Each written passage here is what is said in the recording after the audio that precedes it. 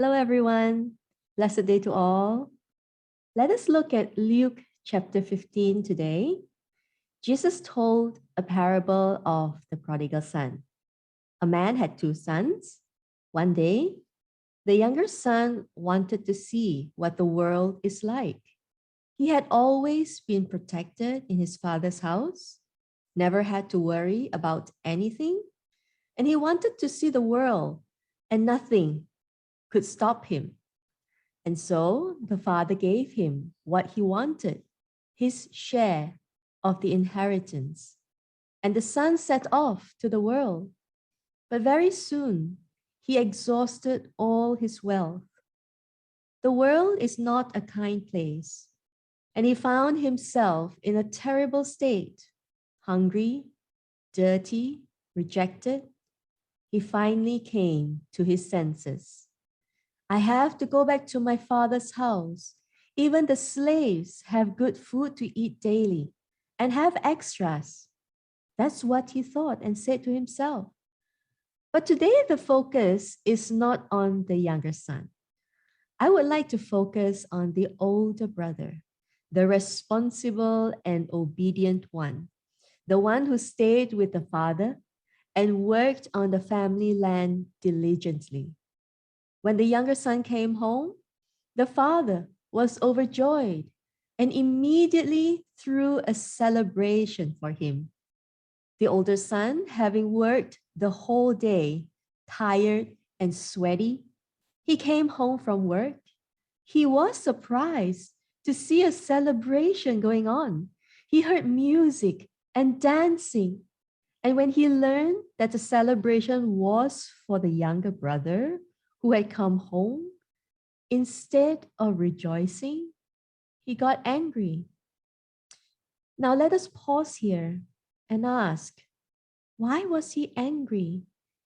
Didn't he know how much the father loves both of them?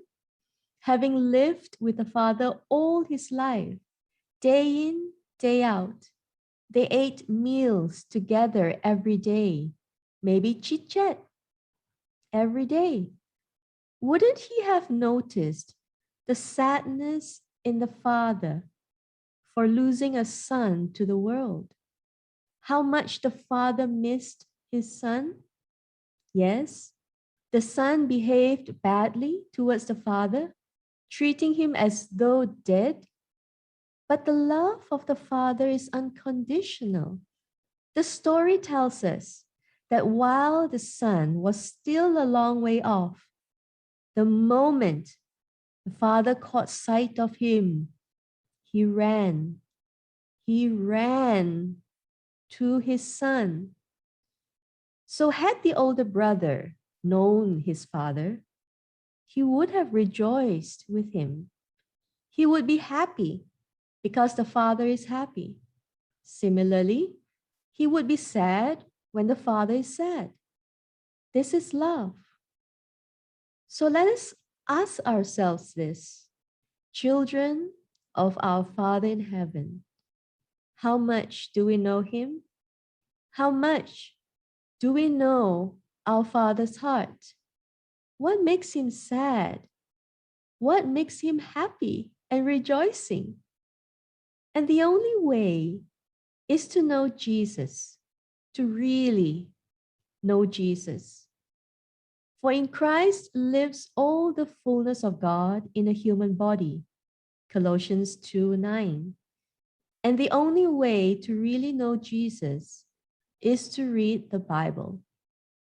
The Bible, known as God's Word, reveals to us God the Father, God the Son, Jesus Christ, and God the Holy Spirit. The more you read and enjoy reading God's Word, it will draw you into the Father's heart, into God's heart. The Holy Spirit in you will impart upon you a measure of faith to believe, and you will begin to encounter God through His Word. You will begin to see God in you. This is called the revelation. There will be times when you read a certain passage that you have read before, a certain word or sentence would catch your attention, and you will feel something in your heart, like a tingling or a warm feeling. Or maybe it just makes you go, hey, how come I've never seen this before? You don't go through life experiencing the same day or same hour, right? The same applies to reading your Bible. Each time you read, you feel the similarity because you have read it before, but you will not experience it the same way. It's like you experience every day, morning, the sunrise, and by the evening, the sun sets. But each sunrise, each sunset is totally different. It gives you a totally different experience. So as you go through different seasons in your life, God will speak to you in a way that would edify you, build you up, and strengthen you for that season you are in. That is why it is said that the word of God is alive and active, sharper than any double-edged sword. It penetrates even to dividing soul and spirit, joints and marrow. It judges the thoughts and attitudes of the heart. Hebrews 4, verse 12. So pick up your Bible daily and read. You can read it aloud, or even if you read it in your mind, you will hear the words within you. As you read, as you hear the words, God speaks to you. The Holy Spirit helps you to understand and gives you faith to believe, because faith comes by hearing, and hearing by the word of God. Romans 10:17. Converse with the Holy Spirit for further understanding. Just ask, God, please help me to understand this part. And then wait. This is the best part. As you wait, enjoy the peace of God's presence around and within you. Be patient and wait. As you enjoy God's presence, you will hear Him a lot clearer. It's like your antenna being tuned towards God. Imagine you go dating. If you like that person, you will give your fullest attention, wouldn't you? You would just wait for your date to speak.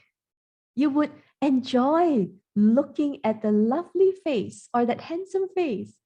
And whenever a word is uttered from the lips, your ears would catch every single word, wouldn't you?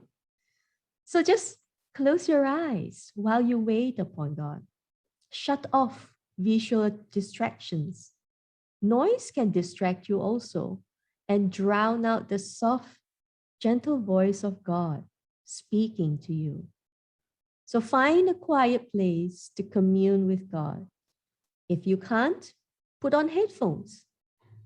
That's how it should be when you sit down in your quiet time with the Lord. You don't see God, but God is already with you.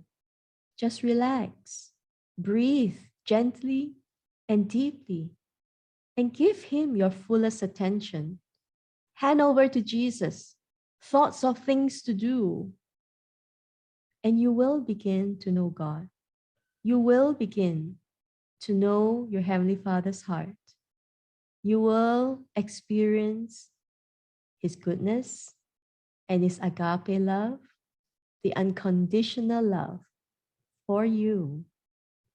So have a wonderful and blessed time with the Lord every day of your life. God bless you.